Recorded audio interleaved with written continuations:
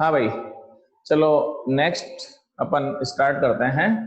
कल जहां तक पढ़ा दिया था, देखो भाई, कल मेलस लॉ चल रहे थे तो ये आया था I equal to I naught cos square of theta. ठीक है, तो एक चीज मैं बता देता हूं, इसमें इलेक्ट्रॉनिक्स वाला समझ में नहीं आएगा भाई अभी एक बार, क्योंकि उसमें क्या है, थोड़ा ऑफलाइन क्लास चाहिए, आमने सामने चाहिए उसमें, है ना। तो इसलिए इलेक्ट्रॉनिक्स चालू नहीं करेंगे। एटम और ये फिर भी थोड़ा बहुत आ जाएगा, बाकी तो जो है ना इलेक्ट्रॉनिक्स में तो ऑनलाइन में दिक्कत ही आती है, उसमें ऑफलाइन ही ज्यादा ठीक रहेगा। तो ऑफलाइन क्लासेस चालू होने वाली है 10-15 दिन में, फिर अपन वो भी ले लेंगे। पहले ये चलते हैं अपन। तो अब इसके दो फॉर्म है भाई, है ना। I is equal to I naught by 2 cos square theta. ये यूज में लेना है फॉर ए अनपोलराइज्ड लाइट, ये याद रख लेना भाई। If a light is unpolarized light, then अपने पास ये फॉर्मूला अप्लाई करना है, I is equal to I naught by 2 cos square of a theta. And for polarized light, ये याद रख लेना भाई, polarized light I is equal to I naught cos square of a theta. इसमें ये use में लेना है। अब एक एग्जांपल लेते हैं अपन, उससे तुम्हें थोड़ा समझ में भी आ जाएगा। टू पोलरॉइड से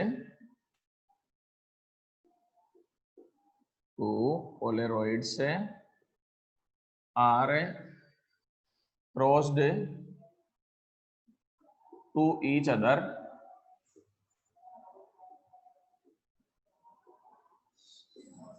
third polaroid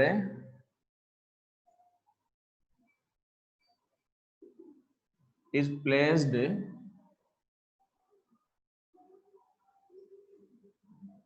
at a angle of theta with a first polaroid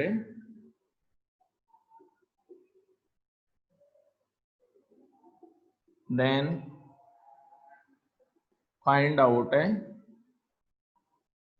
net emergent intensity। देखो भाई समझा देता हूं मैं।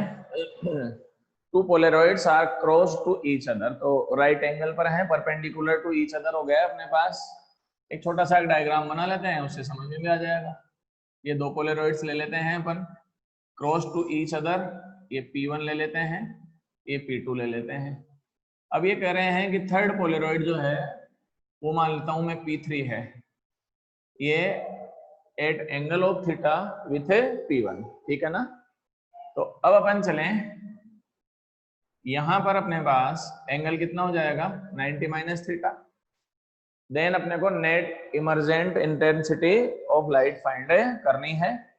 सबसे पहले अपन चलते हैं, इसमें ये भी बता देता हूं, if A unpolarized light is placed in front of a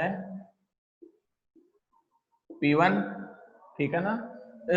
unpolarized light is placed in front of a P1, then by Mell's law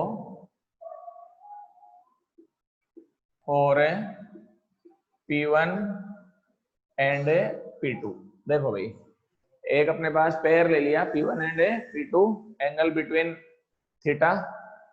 bye Malus law क्या रहेगा बताओ, I1 ले लें intensity, I naught cos square of theta. I naught by 2 use में लेना है भाई, because light is a unpolarized light, so that I naught by 2 cos square of theta. I naught by 2 क्यों यूज में लेते हैं, रीजन भी बता देता हूं मैं। अनपोलराइज्ड लाइट में maximum intensity of light I not हो सकती है, कल पढ़ाया था, पैरेलल अरेंजमेंट हो सकता है। एंड मिनिमम लाइट इंटेंसिटी जो हो सकती है वो 0 हो सकती है, वो क्रॉस में रहती है। इन दोनों का अगर आप एवरेज लें तो एक तो 0 हो गया, एक I नॉट हो गया। इन दोनों का एवरेज लेंगे तो I नॉट बाई 2 लेंगे, तो ये एवरेज इंटेंसिटी ऑफ लाइट ली जाती है अपने पास। आई नॉट बाई टू हो गया। एनी डाउट, कोई दिक्कत हो पूछ सकते हैं, आगे बढ़े यहाँ पर। अब मेलस लॉ अप्लाई करना है for P2 and P3। Intensity I2 ले लेता हूं, आई नॉट नहीं लेंगे भैया। अब यहाँ पे आपको लेना पड़ेगा I1 cos square 90 minus theta. देखो भाई पहले तो मैं बता देता हूँ 90 माइनस थीटा क्यों यूज में लिया। P2 एंड P3 में एंगल 90 माइनस थीटा है, यहाँ तक तो कोई दिक्कत नहीं है। आगे अपन चलते हैं, I1 क्यों यूज में लिया। इन दोनों की इमरजेंट होगी, या जो फर्स्ट से इमरजेंट लाइट होगी वो सेकंड के लिए आउट। देखो फर्स्ट एंड सेकंड से, फर्स्ट एंड थर्ड से जो आउटपुट होगा वो सेकंड के लिए इनपुट हो जाएगा कि नहीं हो जाएगा। तो हमेशा अपने को ऐसे ही ध्यान देना है। नेटवर्क बिल्कुल भी नहीं आ रहा है, यहाँ तो है यार, यहाँ तो क्लियर है हमारे पास, तो भाई नेटवर्क की कोई दिक्कत नहीं आ रही है राहुल। मेरे पास तो नेटवर्क तो पूरा आ रहा है, या तो तू नेटवर्क में नहीं है शायद। देख देखें एक आध मिनट, अगर आ जाता है तो मेरे को बोल देना, मैं रिपीट कर दूंगा।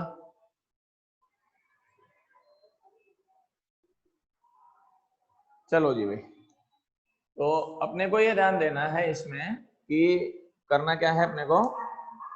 यहां से जैसे 1 2 एंड थर्ड हो गया, तो इनका इसका आउटपुट हो जाएगा, वो इसके लिए क्या हो जाएगा, इनपुट हो जाएगा।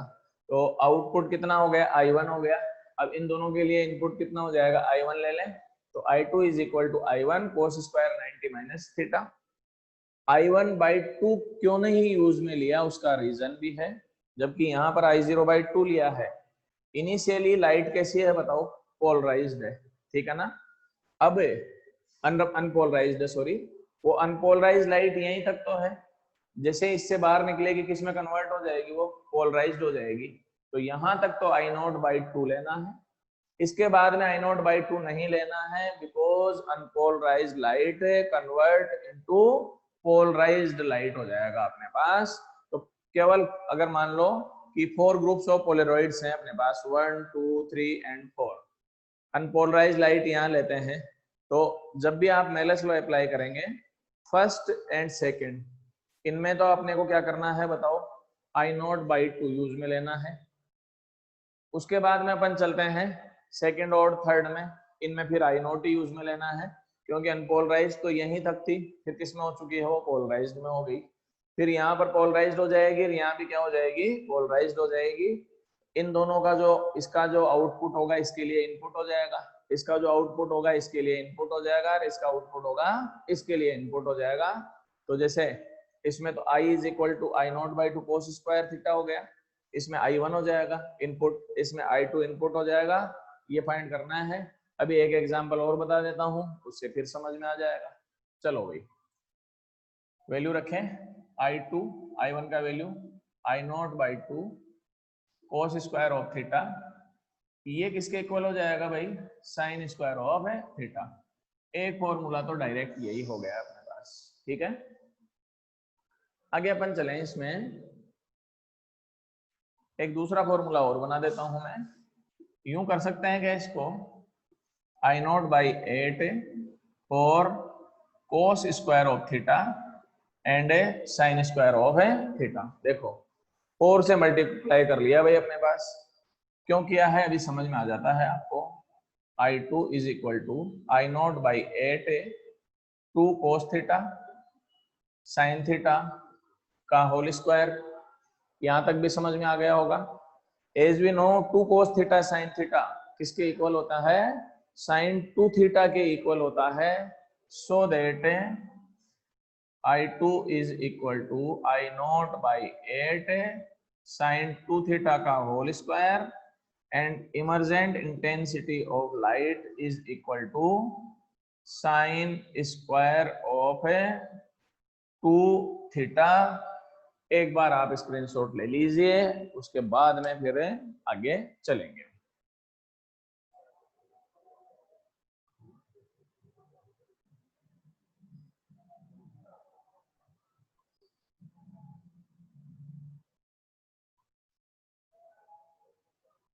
हो गया,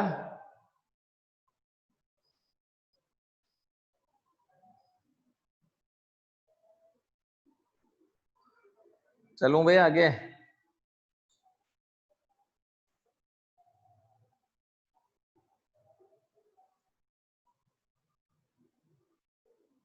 चलो जी,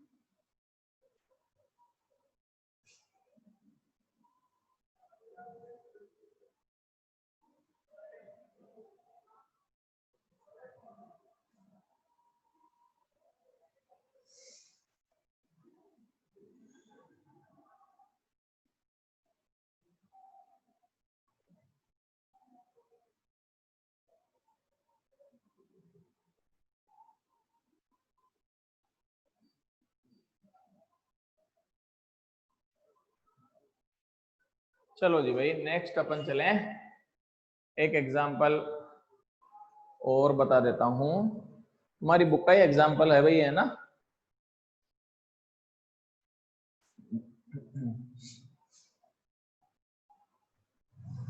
For Polaroids are placed at a angle of 30 degree to each other if a unpolarized light is a incident on first Polaroid, on a first Polaroid, then find out intensity of emergent light.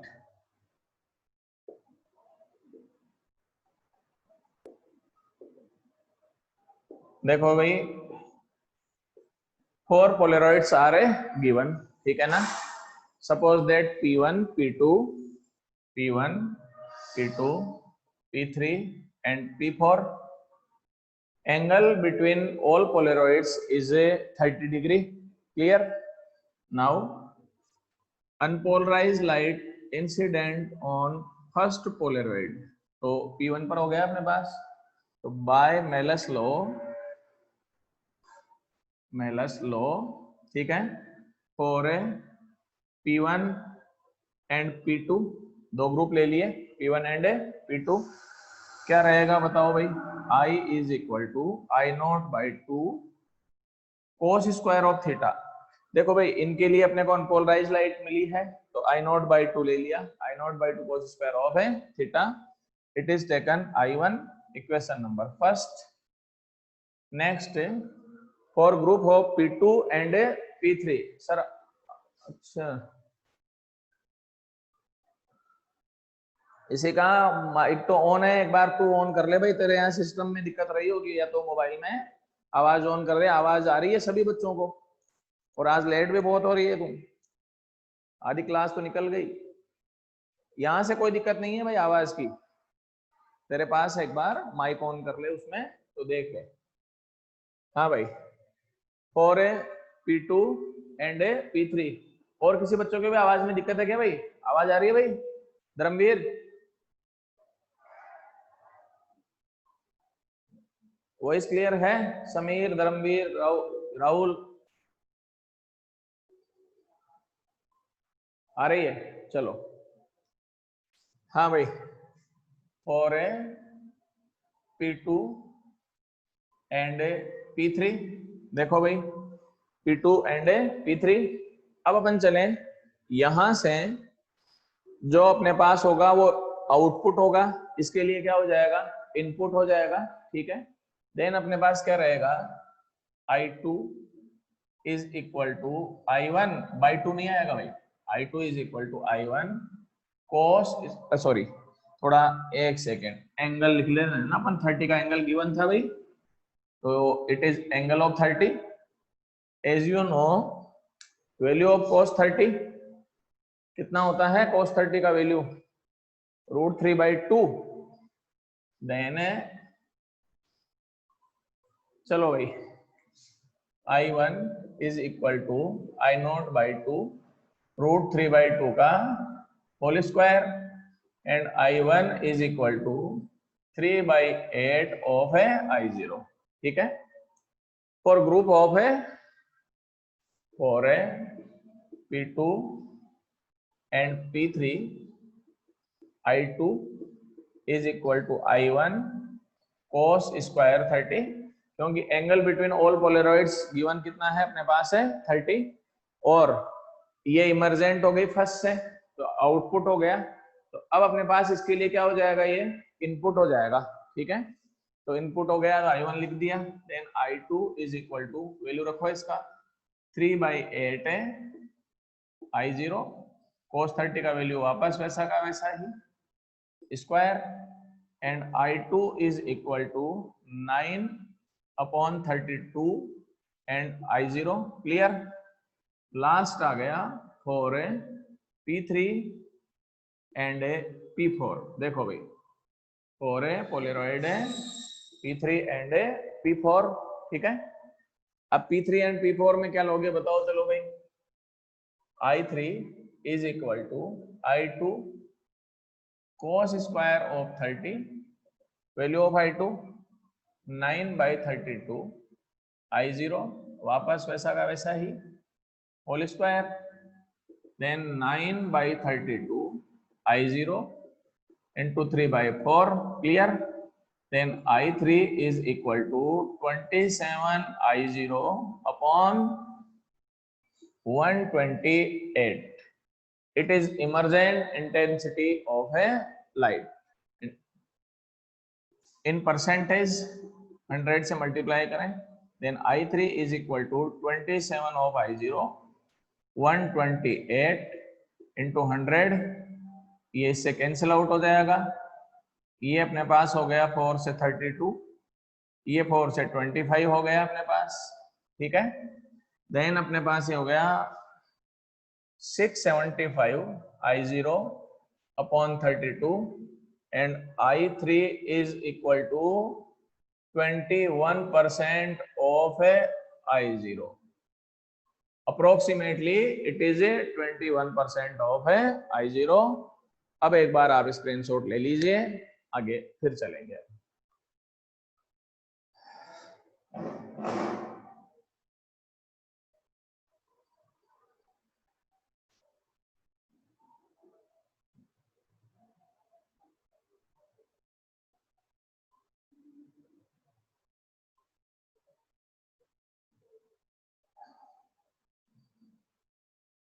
चलो जी भाई हो गया, तो चलें अपन।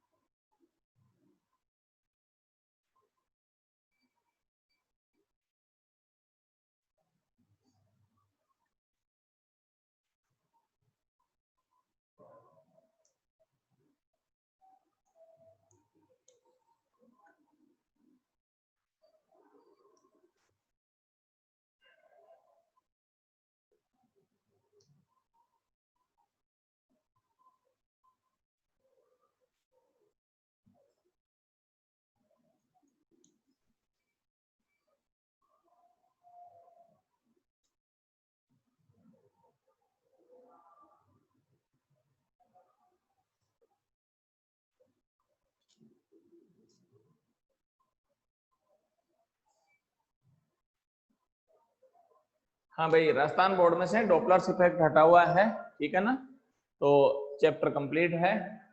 अब numerical बता देता हूं मैं, आपके पास बुक है ही घर पे, और नहीं तो PDF भेज रखा है, प्रिंट आउट निकलवा लेना भाई। तो डॉपलर्स इफेक्ट नहीं है भाई, NCERT में है वो, CBSE बोर्ड में, इस बोर्ड में हटा रखा है इन्होंने। चलो भाई, न्यूमेरिकल्स में फर्स्ट क्वेश्चन है भाई, पेज नंबर 302 पर आप आ जाइए। इसमें लिखा है ratio of amplitude of waves with same frequency is a 2:1।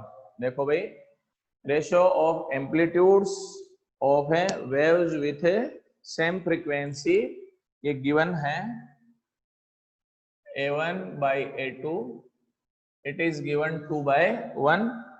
आगे लिखा है then find out maximum amplitude and minimum amplitude, ratio of maximum and minimum amplitudes and intensity.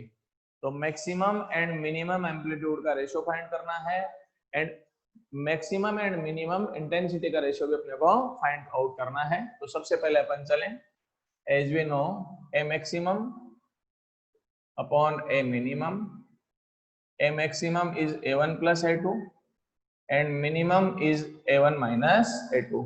Interference में आपने पढ़ाई है, उसमें मैंने em1 minus em2 and em1 plus em2 use में लिया है, तो a1 भी ले सकते हैं यहाँ पर, न्यूमेरिकल में कोई दिक्कत नहीं है। इसको मैं यूं चेंज कर सकता हूँ क्या भाई, a2 a1 by a2 plus 1 upon a2 a1 by a2 minus 1। आ गया होगा समझ में, a2 कॉमन ले लिया इनमें से अपने पास, ये इससे कैंसिल आउट हो गया, वैल्यू रखें आप 2 plus 1 2 minus 1 3/1, so that it is a ratio of maximum and minimum amplitudes 3:1।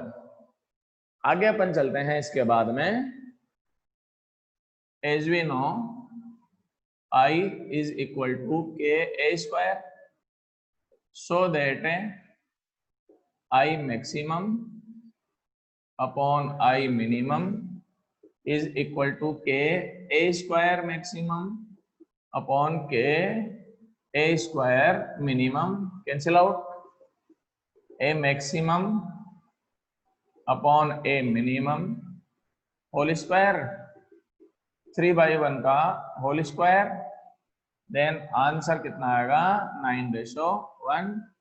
Question number second में लिखा है if two sources of intensities I and 4I are used in interference। देखो भाई, intensity given है, to sources हैं, I1 is equal to I and I2 is equal to 4I। Two sources हैं with intensity I and 4I, interference में use में लिए हैं। आगे लिखा है then find out intensity at points between if a part difference between phase difference between waves is देखो भाई, रिजल्टेंट इंटेंसिटी फाइंड आउट करनी है। इफ है फेज डिफरेंस फर्स्ट में गिवन है 0, तो आप चलें सबसे पहले I is equal to I dash ले लेता हूं भाई, I1 plus I2 plus 2 root है I1 I2 cos 0, value of cos 0 is 1 by placing value I plus 4I plus 2 root I into 4I, cos 0 का value 1, then we get I dash is equal to 5I plus 2 into 2I। आ गया होगा समझ में, 4 का root 2, I square का I हो जाएगा, then I dash is equal to 9I। Equation number second, phi is equal to 90 degree।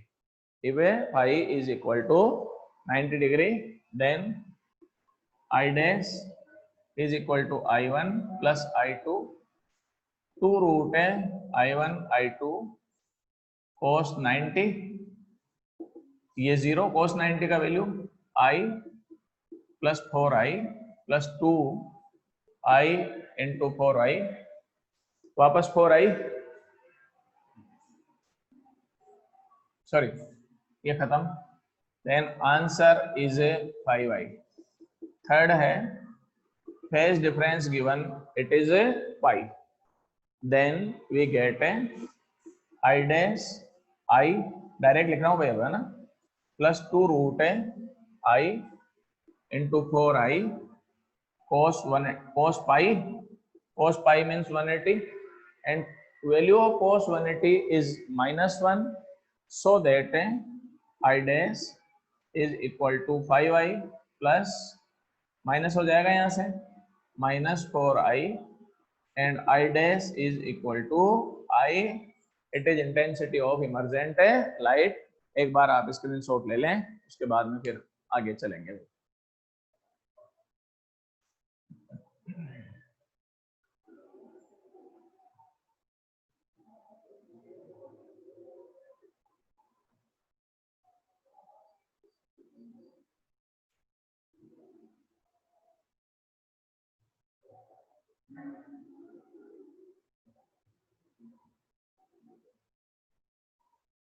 चलो जी भाई, हो गया।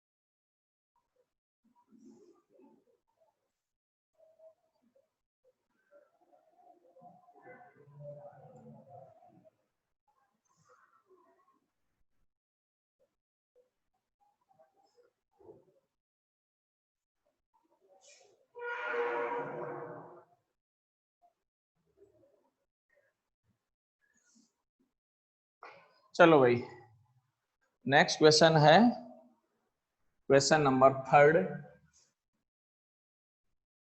देखो इसमें लिखा है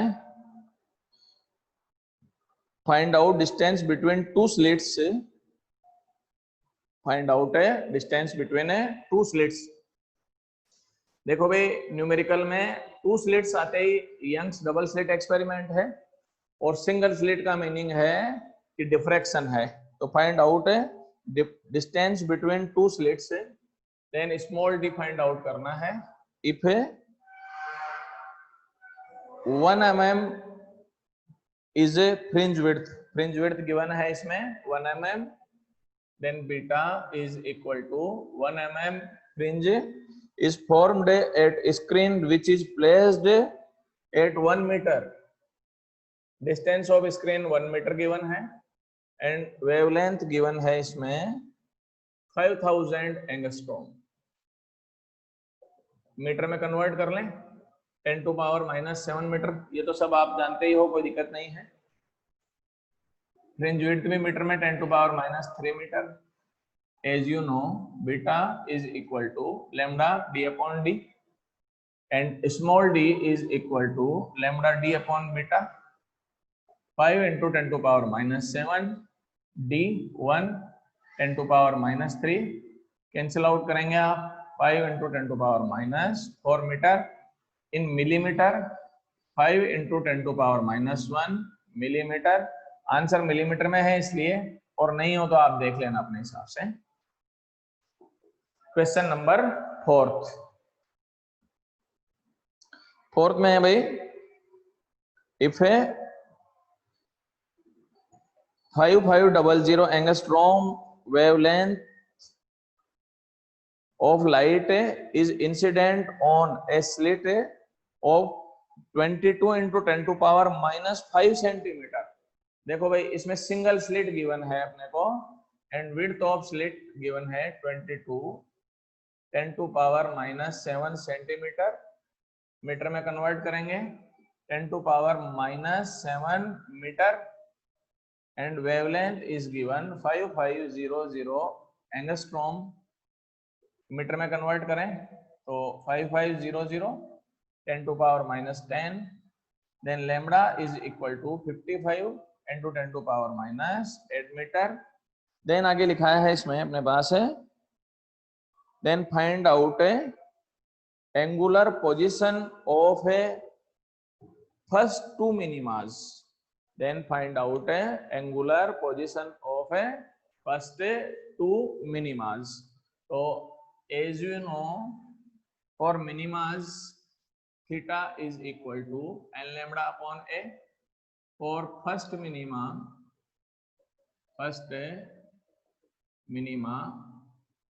n is equal to 1, then theta 1 is equal to lambda upon a। value of lambda 55, 10 to power minus 8, 22, 10 to power minus 7, 10 to power minus 1, and theta 1 is equal to 0.25 radian. 0.25 radian आएगा radian में ही। आगे अपन इसी में चलते हैं। Second minima n equal to 2, then theta 2 is equal to 2 lambda upon a and theta 2 is equal to 2 theta 1, so that 2 into 0.25 and 0.50 ये रेडियन इसका answer. Now question number 5th। इन क्वेश्चन 5th में है अपने पास है, two polarides are placed as a intensity of emergent light is a maximum। ठीक है, आगे लिखा है if one polaroid is rotate with two, इसमें two parts हैं। first polaroid is rotate with 30 degree and second में 90 degree, then find out emergent intensity of a light। तो बहुत इजी क्वेश्चन है भाई। फर्स्ट में तो अपने को दे रखा है 30 डिग्री पर रोटेट कराएं, then I is equal to I naught cos square of 30, I maximum value of cos 30 root 3 by 2 whole square, and I is equal to 3 by 4 of I maximum। आगे अपन चले second, theta is 90 degree, then I is equal to I naught cos square 90, cos 90 का value 0, देन I is also equal to 0। Next है question number 6th में लिखा है when sun is at angle of 37 degree from horizon, then reflected light from surface of water is totally polarized, then find out refractive index of water। Question यूं है भाई अपने पास है कि सन is at angle of 37 degree, sun is at angle of 37 degree with horizon, then reflected ray is totally polarized from water surface, then find out refractive index of water। एक बार diagram बना लो, उससे समझ में आ जाएगा। ये वाटर सरफेस है भाई, ये सन हो गया। अब यहां से ये लाइट रे आ गई, ये नॉर्मल है। ये कह रहे हैं कि reflected ray is totally polarised हो रही है अपने पास, और ये होराइजन है। यहां से एंगल जो है अपने को कितना गिवन है, 37 डिग्री गिवन है। Then it is angle of polarisation, IP का वैल्यू कितना हो जाएगा भाई, 53 डिग्री। आ गया होगा समझ में। ये 37, ये नॉर्मल, देन इट इज 53। तो बस यही ध्यान रखना है इसमें, IP is equal to 53 degree।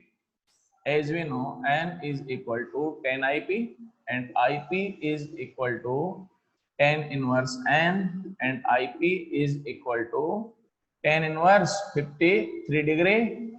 10 53 का, अच्छा सॉरी ये करना है भाई इसमें, n is equal to 10 53, value of 10 53 4 by 3 and answer is a 1.33। अब एक बार आप स्क्रीनशॉट ले लें, टाइम इज ओवर। ठीक है, थैंक यू भाई।